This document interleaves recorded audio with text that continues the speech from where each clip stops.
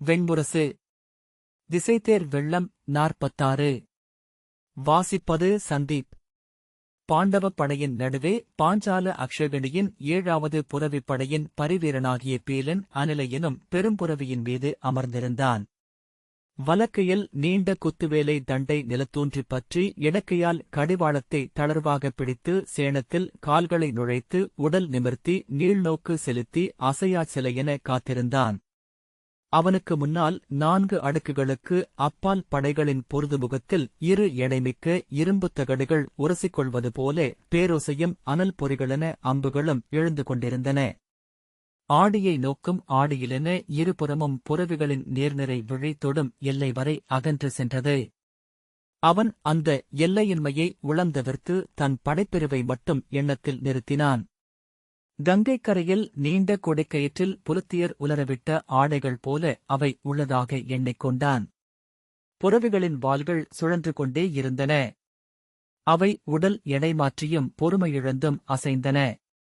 அவற்றின் கவசங்களும் மணிகளும் உரசும் ஒலிகளுடன் படைக்கல ஒலிகளும் இணைந்து சாலையில் வண்டிகள் பெருகிச் செல்லும் ஓசை என கேட்டுக் கொண்டிருந்தன. அப்புரவிகள் அனைத்திலும் அனிலையே உயரமானது. எடையும் திசையும் கொண்டது. ஆகவே தேர்ந்த பரிவீரனாகிய பீலனுக்கு அது அளிக்கப்பட்டது. அவன் அதைப்பற்றி பெருமிதம் கொண்டிருந்தான். எப்போதும் முதல் நிரையில் தானும் புரவியும் நிறுத்தப்பட வேண்டும் என்பதில் உறுதியாக இருந்தான்.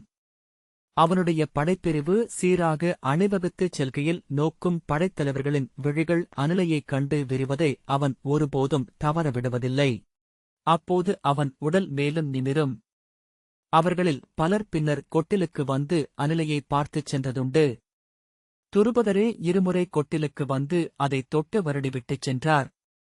பாஞ்சால படை உபப்பிலாவியத்திற்கு வந்த பின்னர் நகுலன் மாதமிருமுறையேனும் அனிலையை நோக்க வருவான்.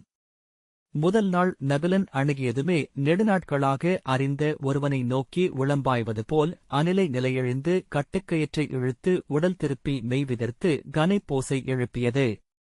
அவன் வந்து அதன் பிடரியில் கை வைத்ததும் திரும்பி தன் பெருந்தலையை அவன் தோள்மேல் வைத்து அழுத்தி அவன் மனம் முகர்ந்து மூச்செறிந்தது.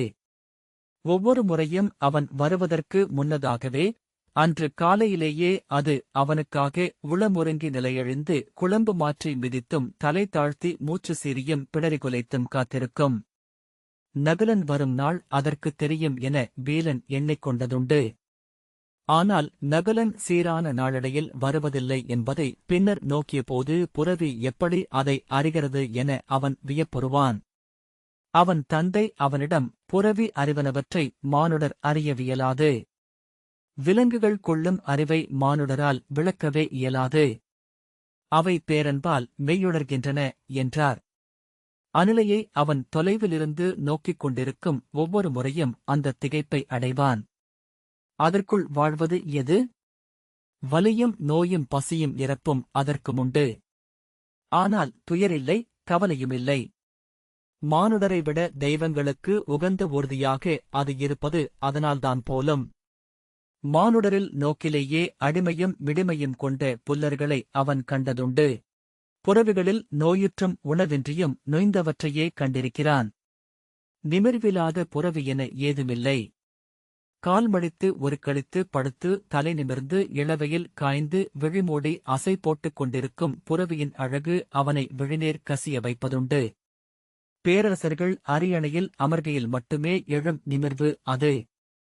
புரவிச்சாலையில் பிறந்து வளர்ந்தவன் அவன். அவன் தந்தை சுபாங்கர் தேர்ந்த பரிமருத்துவர். அவர்களின் குலமே பரிமருத்துவத்தில் ஈடுபட்டு தலைமுறைகளாக அவ்வருதலை திரட்டி கையெழுத்து சேர்த்தது. அவர்கள் உத்கலத்திலிருந்து பாஞ்சாலத்திற்கு குடிபெயர்ந்து வந்தவர்கள். முன்பு சோனக நாட்டிலிருந்து புரவிகள் உத்கலத்தின் துறைமுகங்களில் வந்திறங்குகையில் அவற்றை வாங்கி நெடுந்தொலைவிற்கு கொண்டு சென்று பிற நாடுகளில் விற்கும் தொழிலை செய்து வந்தனர் பலர். அவன் குலம் சோனக மருத்துவர்களிலிருந்து அவர்கள் பரிமருத்துவத்தை கற்றுக்கொண்டது. வணிகர்கள் ஊர் திரும்பிவிட்ட கார்காலத்தில் மருத்துவர்களுக்கான தேவை மிகுந்திருந்தது. 4 கால்கள் கொண்டவை எனினும் யானையும் பசுவும் எருமையும் அத்திரியும் கழுதையும் ஒன்றிலிருந்து ஒன்று வேறுபட்டவை. அவை அனைத்திலிருந்தும் வேறுபட்டது புரவி. பிற விலங்குகளின் தசைகள் முரசில் இழுத்து கட்டப்பட்ட தோல் போன்றவை. புறவியின் தசை வில்லில் முறுகி நின்றிருக்கும் நாண். பிற விலங்குகளை நிற்க வைத்தோ அமர வைத்தோ படுக்க வைத்தோ மருத்துவம் பார்க்கலாம். புறவி நின்றிருக்கையிலும் விரைந்தோடிக் கொண்டிருப்பதென்று அதன் உடல் அமைந்திருக்கும். விரைந்து புண் ஆறும். ஆறா புண் உயிர் கொடித்துச் செல்லும். புண்பட்ட நோயுற்ற புறவி அதுவேதான் உயிர் வாழ வேண்டுமென்று எண்ண வேண்டும். அப்புண்ணை குளிர்விக்க வேண்டுமென்று அதனுள் வாழும் தெய்வங்கள் கருத வேண்டும். புறவி மானுடரைப் போலவே எண்ணங்களாலானது. ஐயமும் தயக்கமும் ஆறா சினமும் கொண்டது. ஆனால் வஞ்சமற்றது, ஆகவே துயரற்றது. மறதி இல்லாதது, ஆகவே கடந்த காலமற்றது. புறவி பேணுபவன் ஒவ்வொரு கணமும் உணர வேண்டியது ஒன்றுண்டு. தன்னைவிட உடலால் உள்ளத்தால் உள்வாழ்வதனால் பலமடங்கு மேம்பட்ட ஒன்றுடன் அவன் உரையாடிக் கொண்டிருக்கிறான். மண்ணில் பெருகி நிறைந்துள்ள உயிர்க்குலங்கள் பிரம்மத்தின் வடிவங்கள். எண்ணிலா குணங்கள் நிறைந்த பிரம்மத்தின் ஒவ்வொரு இயல்பும் ஓர் உயிர். மானுடன் பிரம்மத்தின் விளைவின் ஊன்வடிவு. புறவி அதன் விசையின் உயிர் கொண்ட உடல். புறவி வடிவிலேயே காற்று புவியில் தன்னை உடலென நிகழ்த்திப் பார்க்கிறது. 83 மார்தர்களும் புறவியுடலில் குடிகொண்டுள்ளனர் என்றறிக என்றார் தந்தை. புறவி மருத்துவன் காற்றுக்கு மருந்திடுபவன். புறவி விலங்குகளில் இளந்தளிர். மலர்களில் அது வைரம். புறவி மீதுள்ள பற்று அவன் குடியினரை பிற அனைத்திலிருந்தும் விலக்கியது. பித்து கொண்டவர்களாக அவர்கள் புறவியைப் பற்றி மட்டுமே பேசினர். புறவிகளுடன் வாழ்ந்தனர். புறவிகளை கனவு கண்டனர். அவர்களின் தெய்வங்களும் புறவி வடிவிலேயே அமைந்திருந்தன. 24 புறவி வடிவ மார்தர்களுக்கு மேல் அமைந்த ஹயக்ரீவன் அவர்களின் ஆலயங்களில் அமர்ந்து அருள் புரிந்தான். அவர்களின் கொடியில் புறவிகளின் பெயரே மைந்தருக்கும் இடப்பட்டது. மண்மறைந்த புறவிகள் மைந்தராகவும் புறவிக்குருளைகளாகவும் அவர்களிடையே மீண்டும் திகழ்ந்தன. 6 தலைமுறைக்கு முன் அவருடைய மூதாதை ஒருவர் புண்பட்ட புறவியின் ஊன் திறந்த வாயை தைத்துக் கொண்டிருந்தார். புண்ணை தைப்பதற்கு முன் அப்புறவியிடம் அதை அறிவித்து ஒப்புதல் பெற்றாக வேண்டும். 7 முறை புண்ணை தொட்டு ஊசியையும் நூலையும் அதன் முன் காட்டி அதன் விழியசைவை கண்ட பின்னரே முதல் கண்ணியை குத்திச் செலுத்தி எடுத்து முடிச்சிட வேண்டும். அன்று அந்த மூதாதை களைத்திருந்தார். பொழுது தொடங்கியது முதல் அவர் மருந்திட்டு தைக்கும் 100வது புண் அது. அப்பால் கலிங்கத்திற்கும் உத்கலத்திற்கும் நடுவே அம்பொழியா பெரும்போர் நிகழ்ந்து கொண்டிருந்தது. புறவிகள் புண்பட்டு வந்து கொண்டே இருந்தன. தன் உதவியாளனிடம் சினத்துடன் ஏதோ கூறிய பின் அருகிருந்த கந்தகம் கரைத்து நீருக்குள்ளிருந்து நூல் கோத்த ஊசியை எடுத்து புறவியின் முன் தோளிலிருந்த ஊன்வாயை இடக்கை விரலால் சேர்த்துப் பற்றி வலக்கை விரல்களால் ஊசியைக் குத்தி தூக்கினார். சினந்து திரும்பிய புறவி அவர் தோள் தசையைக் கடித்துத் தூக்கி அப்பாலிட்டது.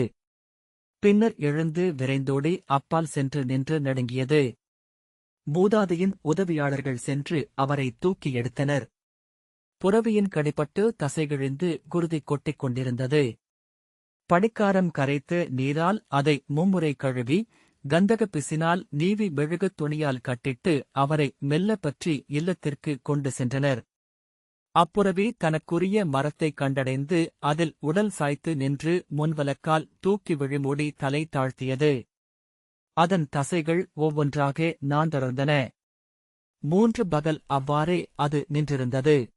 புண்ணிலிருந்து குருதி ஒழுகி மறைய உடல் நடுங்கி சோர்ந்து பெருந்தலை எடைமிகுந்து மண் தாழ்ந்து நீரிலாதிருந்த கருமூக்கு மண்ணில் ஊன்ற செவிகள் மடிந்து முன் தொங்க நீர்வடிந்து காய்ந்த விழிகள் அசைவிழந்து வெறிக்க முன்கால் மடித்து மண்ணில் அமைந்து பக்கவாட்டில் சரிந்து விழுந்து தோல்பை என வயிறு எழுந்தமைய புழுதி பறக்க மூச்சிரைத்து மெல்ல அடங்கி கமுகுப்புக்குலை வாலைச் சுழற்றி ஓய்ந்தது.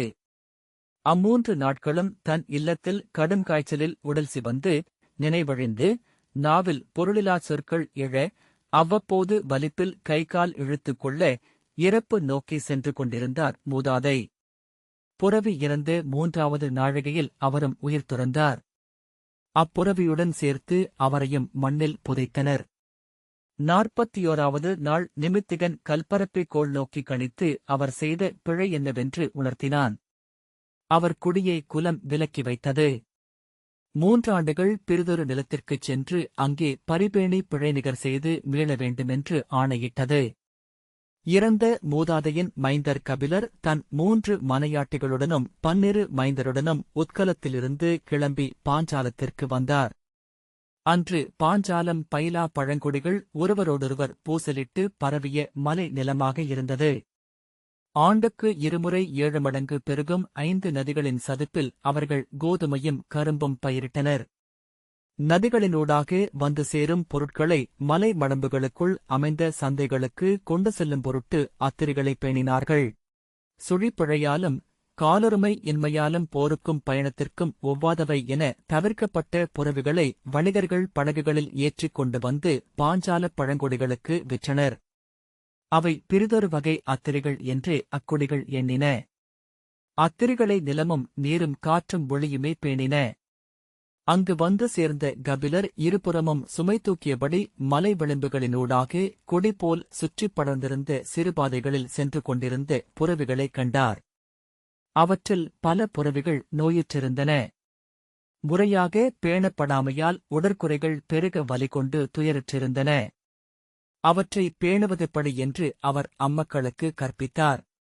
புறவி வானுக்குரியது. வேள்விக் களத்திலெழும் அனலுக்கு நிகரானது புறவியின் உடல். அதை அவியிட்டு நுண்சொல் உரைத்து வளர்க்க வேண்டும். மண்ணுக்கு கைப்பிடி விதையை அளியுங்கள், களஞ்சியம் நிறைய அன்னத்தை அது அளிக்கும். அனலுக்கு அவியளியுங்கள், மண் குளிர்ந்து பெருகும் மழையை அது அளிக்கும். புறவிக்கு உங்கள் அன்பை அளியுங்கள், திசைகளைச் சுருட்டி உங்கள் காலடிகளில் வைக்கும். எதிரிகளுக்கு முன் உங்கள் காவல் தெய்வமென எழுந்து நின்றிருக்கும். புறவியே அறிந்தவர்கள் மண்ணில் எங்கும் தோற்பதில்லை என்று அவர் கூறினார். புறவி பாஞ்சாலத்தில் பெருகலாயிற்று. 7 தலைமுறைகள் கடந்தபோது பாஞ்சாலம் ஆற்றல் மிக்க 5 குடிகளின் நிலமாக மாறியது. சூழ்ந்திருந்த நாடுகள் அனைத்தும் அவர்களை அஞ்சின. நகரங்களும் கோட்டைகளும் சாலைகளும் சந்தைகளும் என அந்நாடு செழித்தது. அதன் நடுவே காம்பில்யம் அருமணி ஆரத்தில் வைரமென பொலிந்தது. அதன்பின் அவர்கள் அங்கிருந்து திரும்பிச் செல்லவில்லை. பாஞ்சால அரசர்களால் பேணப்பட்டு அவர்களின் குலம் பெருகியது. 108 குடிகளாகி நாடெங்கும் பரவியது. கபிலகுலத்தவர் ஒருவரேனும் ஒரு நகரியில் இருந்தாக வேண்டும் என முறையிருந்தது. அவன் தந்தையின் தந்தை ஒருவரர் பாஞ்சாலத்தின் தென்னிலத்தில் புண்ணியகுண்டம் என்னும் ஊரில் குடியேறி அங்கே நிலை கொண்டார். அவன் தன் தந்தைக்கு 8வது மைந்தன். அவனுக்கு இளமையிலேயே போரில்தான் ஆர்வமிருந்தது. மருத்துவ நூல்கள் உளம்புகவில்லை. புறவித் தொழிலுடன் போர்க்கலையும் பயின்றபின் அவன் வாழ்வு தேடி காம்பிலியத்திற்கு சென்றான். அங்கே அரிய புறவிகள் கொண்ட பெரும்படை ஒன்றிருப்பதை அவன் அறிந்திருந்தான். அவன் அரண்மனையை அடைந்து அரசவைக்குச் சென்று பணிகோரினான். அவனைக் கண்டு முதல் நாளே திருஷ்டத்யும்னன் பெரும்புறவி ஒன்று கொட்டிலில் உள்ளது. தனக்கான வழிகள் கொண்டது. அதை அடக்கி ஆளும் பொருட்டு ஒரு பரிவலரை தேடிக் கொண்டிருந்தோம். நீர் அமைந்தீர் என்றான். அவனுடைய ஆணையைப் பெற்று பீலன் கொட்டிலுக்குச் சென்றான். கொட்டில் காவலனாகிய பப்ரு அவனிடம், நீரா? இளையோனாக இருக்கிறீர். அனிலை சற்று கட்டற்றது என்றார். அவன், நான் உத்கலத்தின் கபிலகுலத்தவன் என்றான். பப்ரு ஒரு கணம் வெறித்து நோக்கியபின், வருக கபிலரே என எழுந்தார்.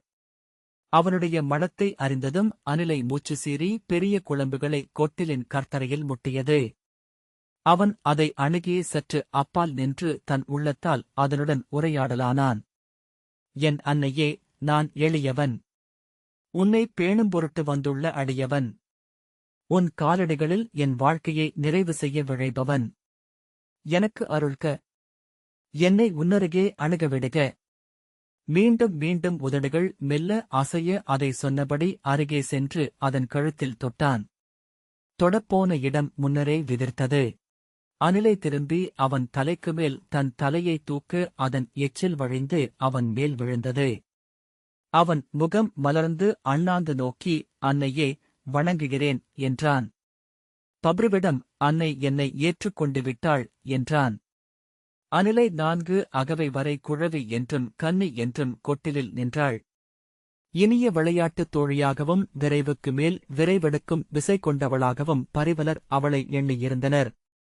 கருவுறுவதற்காக அவளை புலிக்குதிரைகளை நோக்கி கொண்டு செல்லத் தொடங்கிய போதுதான் அவள் இயல்பு மாறத் தொடங்கியது. முதல் முறையாக அவளை புலிநிலைக்கு கொண்டு சென்ற ஏவலர் அதன் வாயிலிலேயே முன்காலை அழுந்த ஊன்றி மூக்குத்துளைகள் விரிய விழிகளை உருட்டி நின்றுவிட்டதைக் கண்டனர். அவள் உடல் முழுக்க தோல் சிலிர்த்துக் கொண்டிருந்தது. அவர்கள் மெல்ல கழுத்திலும் விலாவிலும் தட்டி, செல்க செல்க, என் அரசியல்லவா, என் இனிய மகளல்லவா என்று நற்சொல் உரைத்தனர். துருத்தியென மூச்சு சீறி அனிலை மீண்டும் பின் அடி எடுத்து வைத்தாள். செல்க என்று கடிவாளம் பற்றி இழுத்தார் பரிவலரான ருத்ரர்.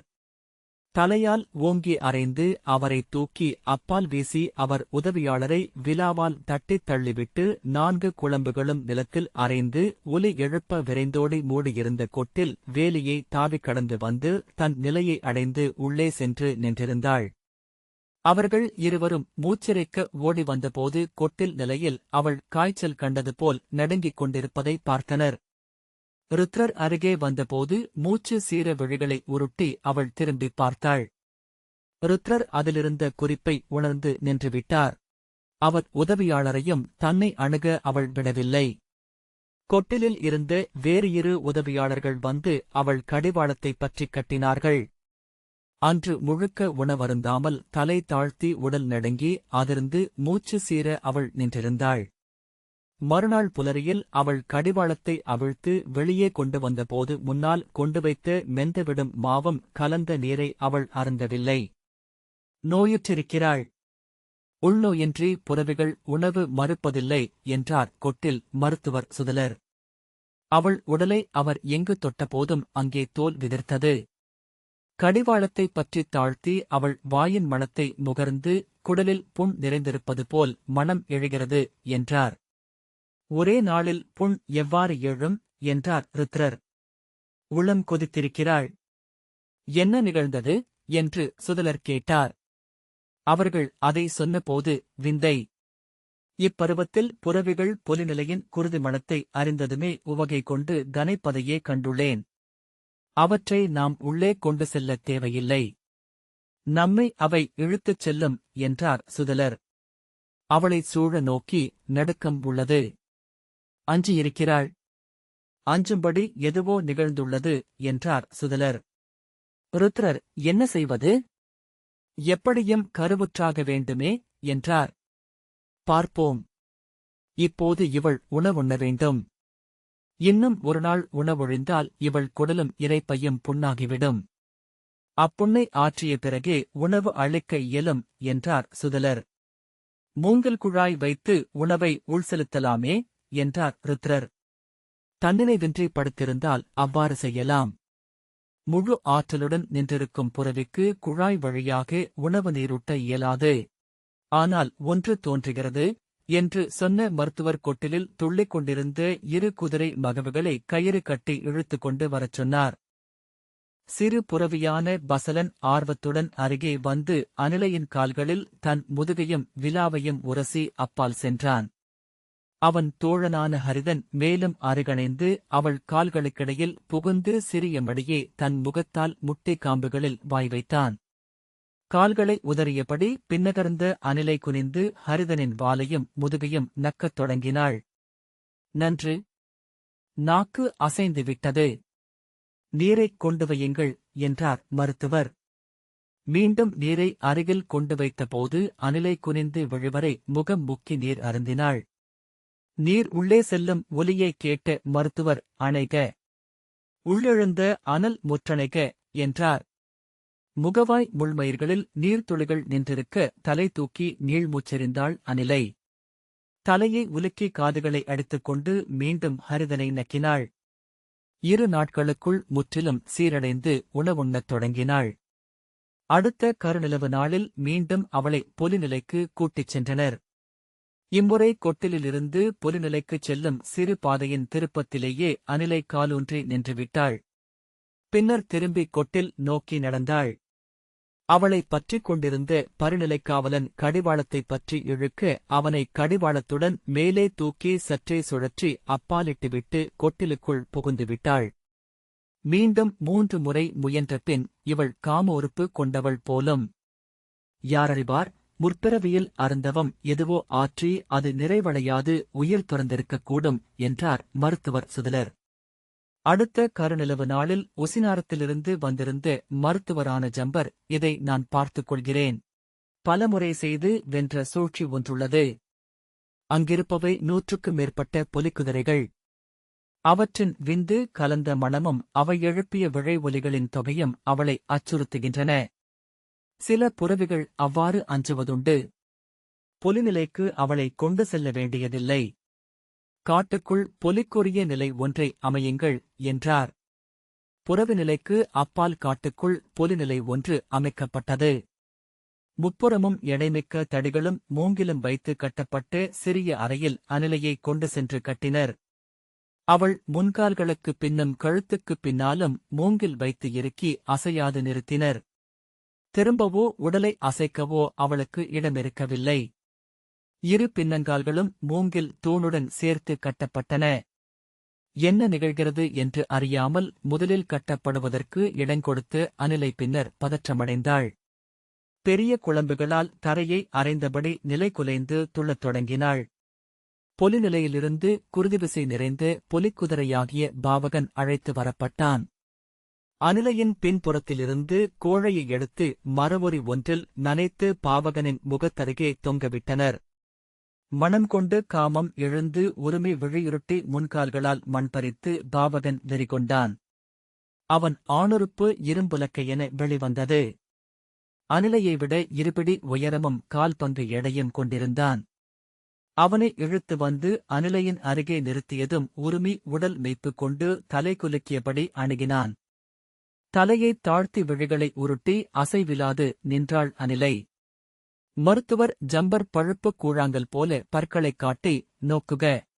உலகின் இன்சுவைகளில் முதன்மையானது காமம். தெய்வங்களுக்கு உகந்தது. அதன் முதல் கனி சற்று துவர்க்கும். பின்னர் ஒவ்வொரு கனிக்கும் இனிப்பு மிகுந்து செல்லும் என்றபின் மேலும் நகைத்து தோலும் கொட்டையும் இனிக்கும் ஒரு பருவமும் வந்து சேரும் என்றார். பாவகன் அருகே சென்று உரக்க கனைத்தபடி முன்கால்களைத் தூக்கி அனிலையின் பின்தொடை மேல் வைத்து உடலை நெருக்க அனிலை பெருங்குரலில் கனைத்து தன் கழுத்தால் முன்னாலிருந்த மூங்கிலை ஓங்கி அரைந்து உடைத்தாள். மூங்கில் நெறிபடும் ஒலியுடன் திரும்பி இரு கால்களையும் காற்றில் தூக்கி ஓங்கி உதைக்க பாவகன் அரைப்பட்டு வலியுடன் ஓசையிட்டபடி இருமுறை தள்ளாடி பக்கவாட்டில் விழுந்தான். அனிலை மேலும் முன்னகர்ந்து அதே விசையில் உடலை பின்னெடுத்து முழு ஆற்றலாலும் இரு மூங்கில்களை உடைத்தபடி அறையிலிருந்து வெளிவந்தாள். தரையில் விழுந்து கிடந்த பாவகன் முன் கால்களை ஊன்றி எழ முயல ஓங்கி அவனை முட்டி அப்பாலிட்டாள். அடிவயறு தெரிய 4 கால்களும் காற்றில் உதைத்துக் கொள்ள மல்லாந்து விழுந்த பாவகனின் மேல் தலையால் முட்டி அவன் கழுத்தைக் கடித்து தூக்கிச் சுழற்றி அப்பாலிட்டாள்.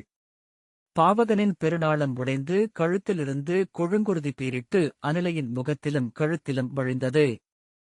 குழைந்து வாழைத்தண்டு குவியலென நிலத்தில் கிடந்த பாவகனை மீண்டும் கடித்துத் தூக்கி இருமுறை உதறினாள் அனிலை. இது புரவியல்ல. இது வேங்கை. புரவி இவ்வாறு செய்வதில்லை. புரவியின் இயல்பே இது அல்ல என்று கூவியபடி மருத்துவர் ஜம்பர் விரைந்து ஓடி அருகே நின்ற சால மரமொன்றின் கிளைகளைப் பற்றி மேலேறி உச்சிக்கிளையில் இறுகப் பிடித்தபடி அமர்ந்து நடுங்கினார். பிற ஏவலர்கள் அங்கிருந்து தப்பி ஓடினர். முகமயர் முட்களிலும் பிடரியிலும் குருதி செம்மணிகள் போல உருண்டு ஓடையென்றாகி வழிய, திமிர்த்த தசைகள் இறுகி நெளிந்தசைய, மெல்ல நடந்து மீண்டும் கொட்டிலுக்கு வந்த அனிலை உரிமை பரிகாவலரை அழைத்தாள். அவர்கள் எவரும் வந்து வாயில் திறக்கத் துணியவில்லை. வாயிலை தலையால் அரைந்துடைத்து உள்ளே நுழைந்தாள். மீண்டும் தன் கொட்டிலை அணுகி அங்கே நின்று கொண்டாள். அனிலையின் பிறவி நூலை கணிக்க பேலனிடம் கோரினர். அவன் அவளின் 5 நச்சுழிகளையும் நானிறத்தையும் குழம்புகளின் அமைப்பையும் விழிமணிகளின் ஒளியையும் கணித்து இவள் காமத்தை தொடப்போவதில்லை. புறவிகளில் தெய்வக்கூறுகள் 3 உண்டு. திருமகளின் கூறு மட்டுமே கொண்டவள் ஐமங்கலங்கள் நிறைந்தவள். தெய்வங்கள் ஊர்வதற்கு உரியவள். திருமகளும் கலைமகளும் கூடிய புரவி முனிவர்களுக்குரியது. திருமகளும் கொற்றவையும் கூடிய புரவி அரசர்களுக்குரியது. திருமகள் கூரோ கலைமகளின் கூரோ சற்றுமின்றி முற்றிலும் கொற்றவையின் கூறு மட்டுமே கொண்ட புரவி பல்லாயிரத்தில் ஒன்று. அவளை எவரும் ஆள இயலாது. அவள் மேல் ஊர்வதும் எளிதல்ல என்றான். ஆனால் அன்னை பெருங்கனிவு நிறைந்தவள். தன் மகவையென தன்னை ஊர்பவனைக் கொண்டு செல்பவள். அவன் தேவியை அடியவனென அவளை வழிபட வேண்டும். அவள் காலடியில் அமர்ந்து பணிவிடை செய்ய வேண்டும். போர்முனைகளில் களிறுகளும் அவளைக் கண்டு அஞ்சுவதைக் காண்பீர்கள். இவளுக்கு அனிலை என்று பெயர் சூட்டியவர் நாளும் கோளும் நன்கறிந்த நிமித்திகர். அவர் வாழ்க என்றான் பீலன். இந்த வாசிப்பைக் கேட்டதற்கு நன்றி.